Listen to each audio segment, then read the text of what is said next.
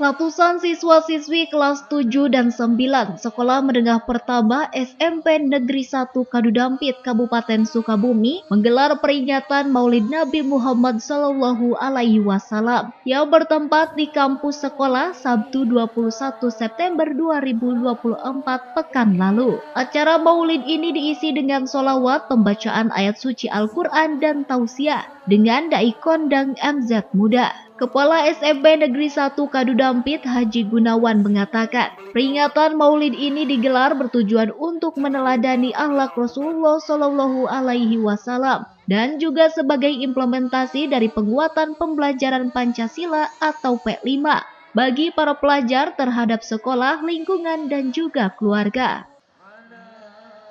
Pada hari ini kami bisa melaksanakan kegiatan memperingati Maulid Nabi SAW dengan tema meneladani akhlak Rasulullah SAW untuk diwujudkan sebagai perwujudan dari P5 proyek